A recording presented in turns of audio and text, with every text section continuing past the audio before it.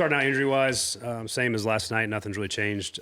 Luke Gifford will be in the protocol this week, so we'll see. He's just got to progress through all that throughout the course of the week. We have our normal nicks and bruises and guys that'll probably be out of practice Wednesday and Thursday here and there, so nothing really changes. Hopeful to get hopefully get some guys back that missed this week, so we'll see. But still decently healthy at this point and feel pretty good about that part. And other than that, I'll let you guys go ahead. Callie, after watching the tape, how many of the turnovers were more on Will? How much of it was a combination of things going on around him in the game? Yeah, I mean, every interception has its own story. There's always things that you can reason or explain. At the end of the day, four total turnovers by him and 6 total is not going to allow you to win the game. And there's the blame can be placed in different spots, but ultimately, as the quarterback, he's responsible for the football and where he puts it. And there's probably one really poor one, and then one that ball gets tipped in the air. Sometimes those things happen. So blame-wise, there's enough to go around, and he certainly shares it. We'll go through your thought process and determine maybe where to go from here at the quarterback position, and what kind of time frame do you think you'll have? I think I'm going to use the next 2 days to go through that process and make sure that the decision we make is the best one for our football team, and not really much to add to it at this point, and that's something we can visit with later in the week. So take the time here that I have to go through it all and make sure we're doing the right thing. To what degree at this stage do you have the information you need for your long-term verdict on Will? Yeah, that's the long. You start talking long-term stuff. Those are all postseason questions. We're in a week-to-week battle right now. We're trying to find the best way we can to win the football game. Trying to put the best possible performance we can put together. We got 3 weeks to play, 3 divisional games, so that's really what our focus is on, is how do we best attack those 3 games and finish the season on hopefully a high note, and that's all I really worry about right now. My focus is on those things, and those questions are for after the season. We get a chance to sit down and really look at the totality of work and where we stand. If you're debating on whether what would be the benefit of moving away from Will at this stage? I think there's the guys in the football team want to feel like we're all held to the same standard, and that's the biggest issue you face is there's a locker room component to all of these things and a team component to it. So you try to do best by all players involved, and the guys getting ready to go play games on Sundays want to feel like we're going to put them in position to win, and that's ultimately where that's my job as a coach and our job as a coaching staff to do that. So as far as one singular player development versus all the other stuff, those things aren't what we're focused on right now. At the end of the day, we're trying to put together the best possible performances in 3 games left in this season, and then we'll move into the offseason part of it. Do you feel the other guys in the locker room have lost confidence in Will being able to win? And I don't feel that way right now. No, I don't think that that's the case. I just think that when you make mistakes, plenty of guys on our roster throughout the course of the season have they're just held to a certain standard, and you want to make sure that standard is consistent enough across the board at all positions. So just got to make sure that that's the standard we follow, and that at the end of the day, if you're in position to make plays and you don't make them, or we have errors that cost us games, those all count the same. I think across the board. So those are the things that I have to look at to make sure that we're doing right by everybody involved. If you do make a switch, do you feel like that would be potentially just a 1 week kind of thing? Would there still be a chance that Will would return, or would that likely be more of a? I'm in a day-to-day mode right now, to be honest. There's not a whole lot that I'm looking past besides just trying to get ready for practice on Wednesday and Indy this week. So that's where my mindset is, and it has to be that way right now as we try to finish the season the right way. So that's ultimately where my mindset is. In light of how he played yesterday and the struggles that he had with nothing other than practice or film watching to show for it, what would he have to do in order to win your confidence in him to start this week? Yeah, I've had confidence in Will. I've been, I think I've supported Will at every possible turn. We've poured into Will as much as we possibly can. And sometimes you have bad games, and those things happen. So I don't live and die by it, and I don't think that because you get pulled from a game that means that it's over for a player.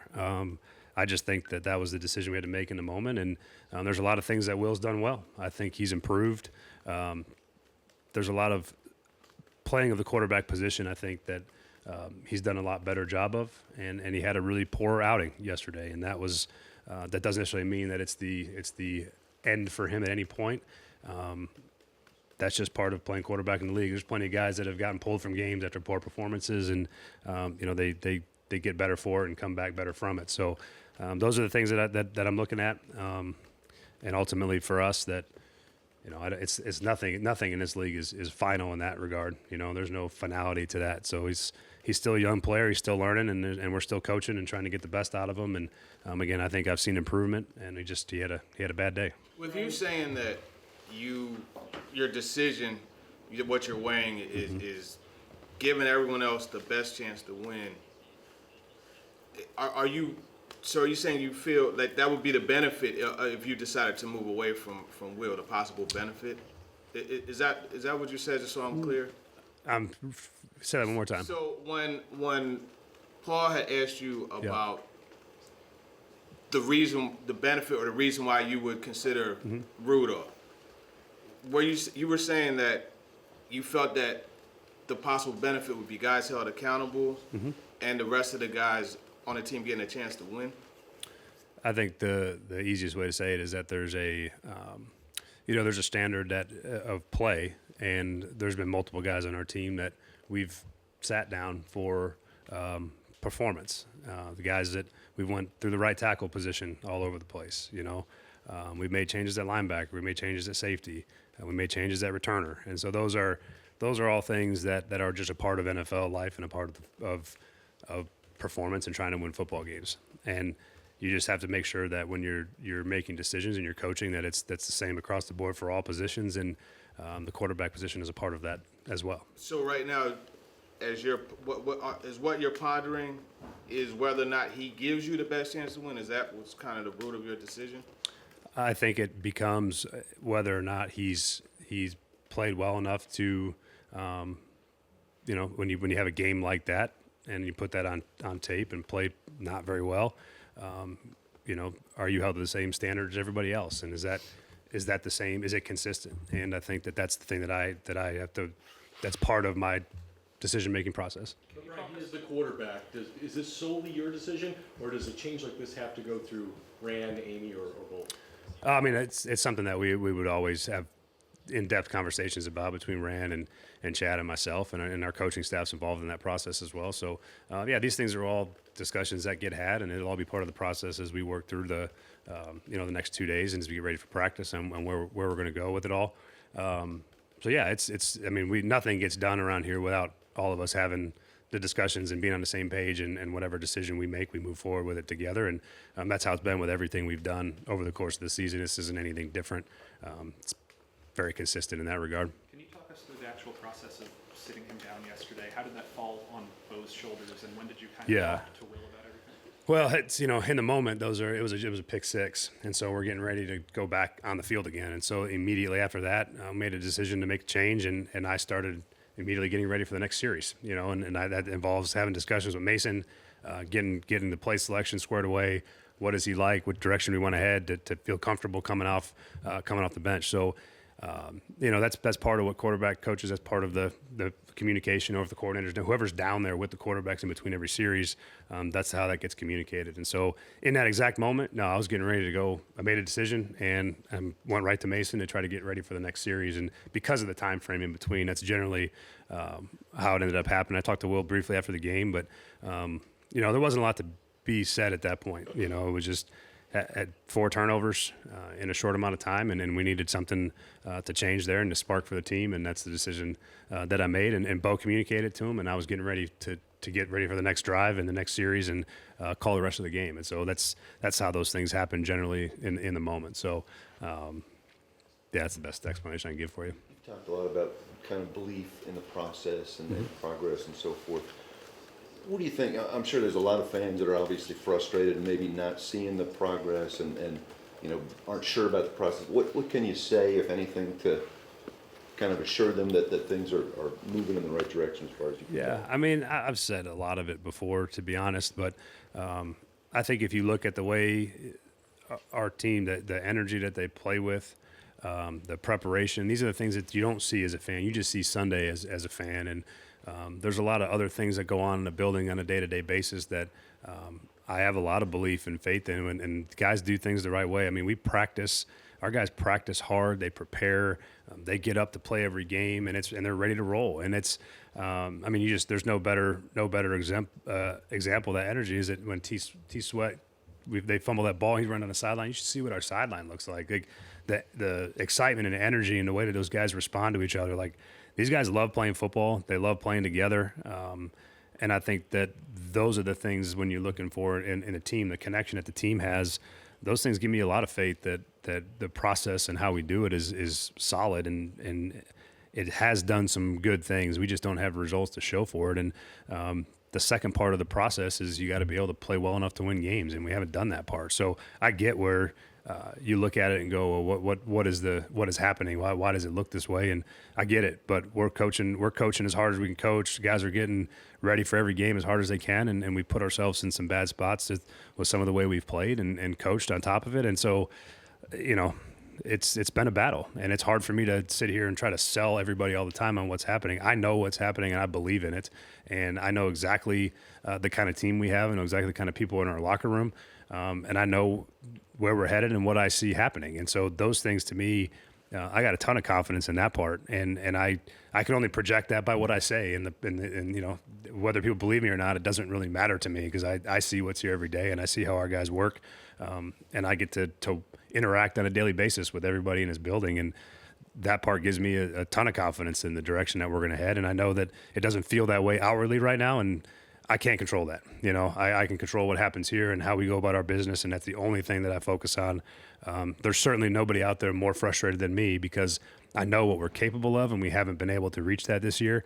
And we're going to have to do a lot of getting better in a lot of areas to continue to win, and that's just where we are. And we're going to try like hell to finish the season the right way and try to win as many of these last 3 games as humanly possible, and they're going to get the max effort from our players and our coaching staff to do that, and then we'll hit the off season and get ready for what's next after that. So again, it's hard for me to sell what I see with 3 wins. I get that, but I know what is in this building, and I know what we've done and how we've done it, and I have a lot of confidence in that's the right way of doing things, and that we're going to be headed the right direction. We're talking a lot about the culture, which is what you just kind of laid out there, that it remains positive through it all. But you've also said how important it is to have results to validate that. And when you look at the wins, losing margin, turnovers, penalties, they're all demonstrably worse than what they were the last 2 years. How do you justify that in terms of the progress? Yeah, what are we comparing? You know what I mean? You're comparing entirely different teams, entirely different regimes. I don't get into that game. I don't think that's not fair to our players here to compare those things. Yeah, those things have to get better. We've got way too many penalties. Some of those things you can control, some of them you can't. The ones that we can control are not good enough. Turnovers, the turnover margin, I think we're dead last by quite a bit. And if we're not last, we're definitely second to last. And you can't win games turning the ball over like that. And there's, again, whether that's whatever the function of that is, everybody's involved in the process of turnovers, but it's been far too many of them. And those are the things that we got to get fixed. And I'm not making excuses for those. That's not anywhere close to good enough. But I don't get into the comparison back and forth. That's your guys' job. You can do that. The fans can do that. But I don't compare years to years as far as getting better or getting worse. We're trying to get better where we're at now, and then we've not done a good enough job in all areas. That's why we have 3 wins, and so we have to find ways to get better. But I don't compare them to anything else. We're just trying to work and get better as where we are right now. Earlier you mentioned some of these personnel player decisions kind of being more rooted in winning now and trying to win, maybe more so than specific development. When you look at that broad scheme of things and that plan trajectory for the organization, why is it important to you to win now, given how many young players that need development are on your roster? Yeah, well, there's quite a few of them playing right now. I would say we I don't know what the actual numbers are, but we got to be up there in terms of rookie play time for sure. And then first and second year players, there's a lot of them. And development and trying to win sort of run parallel to each other. You're trying to do both at the same time. But you know, ultimately it's a production business, and you have to win football games. That's what we're all here for. So we all get paid to do is try to win football games. And so you do your best to do the two things at the same time. But I mean, we trust me, those guys there's development occurring. I mean, there's a lot of positive things with our young players, guys that are doing some nice things and have gotten better every week. But that's all part of that process. They run together. You have to be able to coach and develop while still trying to win as many football games as possible. Because there's at the end of the day, we got to win. Seemed like Mason was getting a lot of checkdowns that the Bengals were perfectly fine giving up. And one time he tried to drive something, he got intercepted. But how did you rate what he did, and how do you factor that in as you're deciding? Yeah, all matters. It's all part of it. You know, he functioned. He found completions. He moved the team down the field, so that part was positive. You know, we still had a fumbled exchange, and we still had another interception. So again, that's concerning. Those aren't things that you get excited about. And then the game script for him was well in favor of the other team, and so they weren't playing the same style of coverage necessarily because they didn't have to. You know, that's what happens when you get into a drop back game when you're down 2 scores or 3 at certain points, and you know, they're willing to give you those things, but he kept moving the ball and they kept fighting and they kept trying to find yards, and you know, that all changes when you play in a normal game script as well. And it's, you know, you look at his starts against Buffalo and Detroit and normal game script. I mean, he's shown that he's capable and he's throwing the ball down the field and all those things. So that part is more specific to what was happening in the game than it was anything else. Will said yesterday that when he struggled the first time against the Jets and the Bears, that his confidence took a little bit of a hit and he had to get himself back. And then you said yesterday too that you felt like things had gone in a downward spiral. He wasn't going to be able to dig himself out of it in that game. Does he have a bad habit of maybe being too high when things go well or too low when things don't go well? No, I actually think that's one of the things he's probably improved quite a bit is his consistency to his approach of not riding those emotions, the not getting too high, not getting too low. That's the NFL football season, particularly if you're playing quarterback. You know, you're going to have good games and bad games. You're going to have interceptions and touchdowns.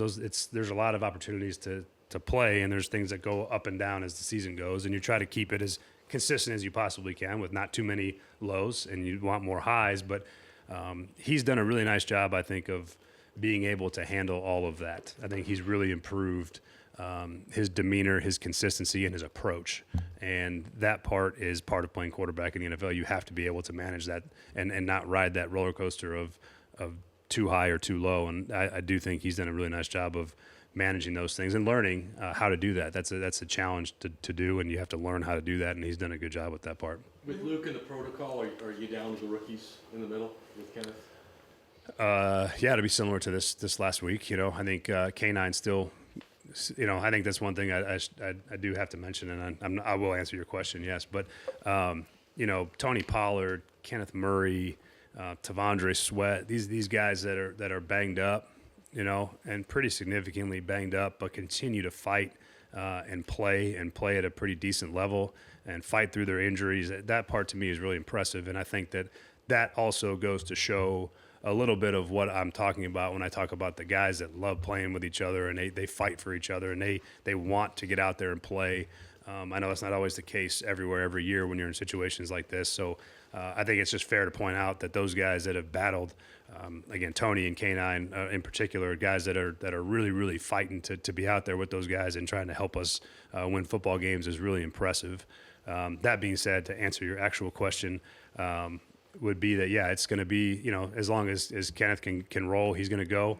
Luke will be in the protocol. So, yeah, it's going to be, I mean, James Williams played the whole, you know, pretty much second half of the game. And then there's going to be more of a rotation or two. I mean, Cedric will get some run as well. So those guys are going to have to step up and they're going to get chances to prove themselves. And I thought James settled into the game as he got in there. You know, early on he's kind of getting his legs underneath him a bit, but he settled in, and I thought started to play pretty good football. So, be a good opportunity for those guys. On the play that Will got hit and fumbled there, didn't look like anybody was blocking Trey. What should have occurred, I guess, on that? Yeah, it was a kind of a quarterback GT pull scheme, and as we pulled, they had brought the nickel off the edge, and Trey is really on a spike in there to begin with. So they got the front sides. We're reading Trey essentially, and the back could have got the ball potentially, but Will felt the pressure. But as Trey's spiking with the pressure outside and the tackle's pulling, he just sort of jumps in the hip of the tackle. It's a really nice play by Trey. He's kind of the only thing they got left, and if he doesn't make that play, that run's gonna run for quite a few yards, I think, at that point. But Trey really he made a really nice play. The pressure sort of put him right into the spot to make it, and then he jumped in the tackle's hip as JC was pulling, and he was right there to make the tackle. So got to secure the ball, can't put the ball on the ground.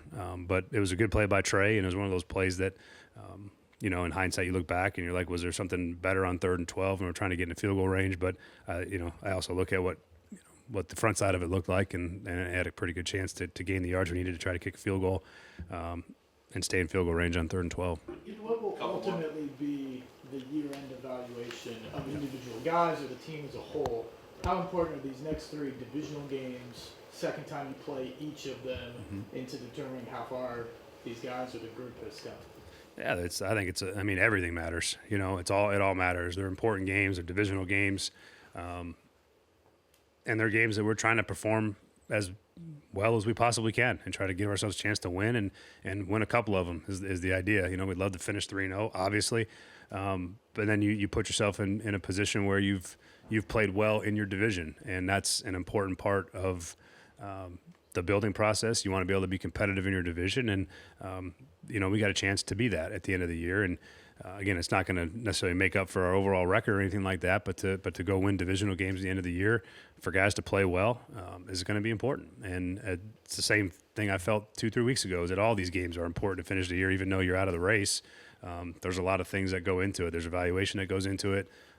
You know, our film is the resume, and guys want to play well for that part, and we want to play well for what's coming for us next, and we want to have positive things to build off of. So, yeah, they're very important football games as the year closes, certainly. When you mentioned being disappointed by not matching the expectations you had, what were some of the things you saw in the preseason or in the offseason that gave you those expectations, and why do you think that hasn't matched based off that evaluation?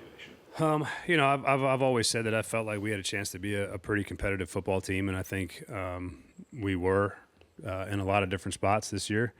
But ultimately, I think we did too many things that didn't put us in position to win games. Like I said, the negative plays are a big part of it. Turnovers are a huge part of it. You're not going to win a lot of games with the turnover margin that we've had right now. It was improving a little bit there for a minute in this middle part of the season, but then you go out and you throw 6 out there, that's gonna hurt it. But that's the part that I'm the most disappointed about, is that we put ourselves in position to sort of give away games as opposed to necessarily lose them. And I think if you can rein in some of those turnovers or some of those games, you're going to put yourself in a good spot, and you might win a handful more of them than we have. But ultimately we haven't, and there's a lot of reasons for it. It's not just the turnovers, but a lot of things got to get better, starting with myself. So there's improvement that's got to be made, but I was optimistic that we had a chance to be a pretty competitive team, and that hasn't quite come to fruition this year. Chido, after the game yesterday, you were pretty adamant that you guys are still building, and that I think you said it was obvious to you. What gives you that confidence that you still see things building? The locker room, the players, not losing hope. Everybody's still in that fighting spirit. We talked about it before the game, last game, just, challenging each other in different ways. And, a lot of people brought up energy and, their purpose and, being the most physical team. And that's kind of just how this team is built. It's like, it's not really about the results.